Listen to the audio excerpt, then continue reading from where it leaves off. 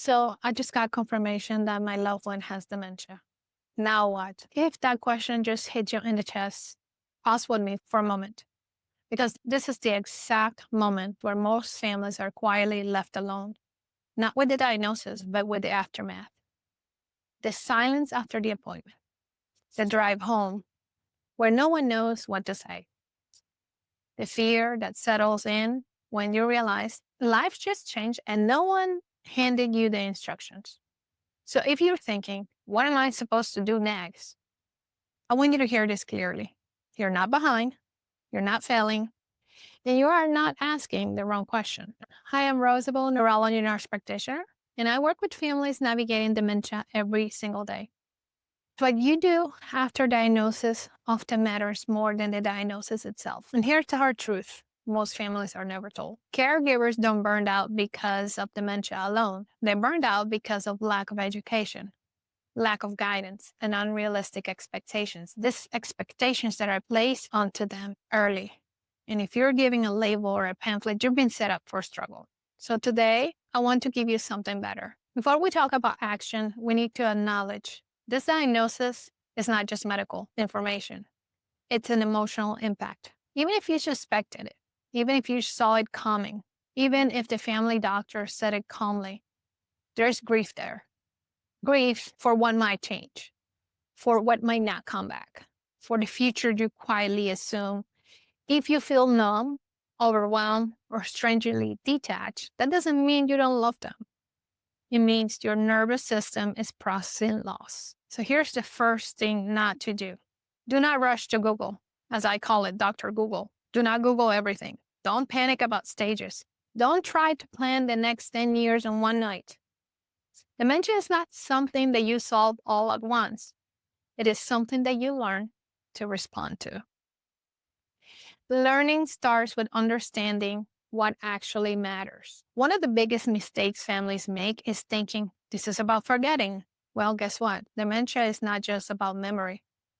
It affects also emotional regulation, stress tolerance, processing speed, perception of safety, communication, which means many challenges won't look like forgetting facts. They will look like fear, frustration, withdrawal, anger, or confusion. So understanding that changes everything. Now, another thing I'll tell my patients or their family members is stages are not your roadmap. You're going to hear a lot of people talk about stages. Is it early? Is it middle? Is it late? Stages are informational. They're not instructional. They don't tell you how to talk, how to reduce the stress. They don't tell you how to respond when logic fails, how to protect your relationship, which matters more than the stages that your loved one might be in. What can they do right now in how stress shows up for them day to day? Now what? Let's answer the real question. The now what does not mean, okay, we're going to fix everything, control the future, be perfect. Now what means let's learn how dementia affects the brain, learn how communication must change, learn how to respond instead of react or to correct, learn how to support without arguing. Because in reality, this is about skill building, not caregiving heroics. One of the earliest and most painful lessons that families need to learn is this. What used to work, it stops working. Reasoning, explaining, correcting, reminding. When the brain loses flexibility, logic feels like pressure. That's why phrases like, I already told you, you just said that. Don't you remember? Those can unintentionally increase fear. This isn't defiance, it's a brain under stress. Here's the nervous system's truth. As dementia progresses, the brain becomes less resilient to stress. That means emotional memory lasts longer than factual memory. Tone matters more than words. Safety matters more than truth. Your loved one day might forget what you said, but the next they will remember how you made them feel. This is where caregiving shifts from correction to connection. And this is exactly why I created the Rosa Believers community. This is a space for caregivers and families who want real guidance, not just information, but support, education, and perspectives that actually help day-to-day life.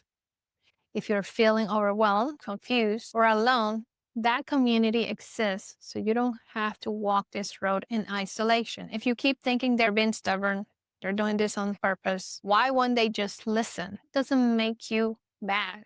It means you haven't been taught yet. Education turns frustration into compassion. So, what do you want to focus first on? Instead of trying to do everything, start here. You want to observe patterns, not problems. Notice what calms versus escalates. Adjust expectations before correcting behavior, protect emotional safety. You don't need to master dementia. You need to understand this person's dementia. There is grief in this journey, but there is also growth in patience, in presence, learning how to love differently. And eventually, grace for them, grace for yourself, grace for the days that don't go as planned, because dementia does change day to day. It changes relationships, but it does not erase connection. You do not need to know every single thing today. You just need better guidance than you were given. You deserve education that helps, not fear that overwhelms. If this helped you feel a little bit more grounded, make sure you subscribe to this channel. This is part of my ongoing dementia series, where I walk families through what happens next. Communication changes first, and how to protect connections as the brain changes. Because dementia care isn't about having all the answers. It's about learning how to respond with understanding and compassion. I'll see you on the next video.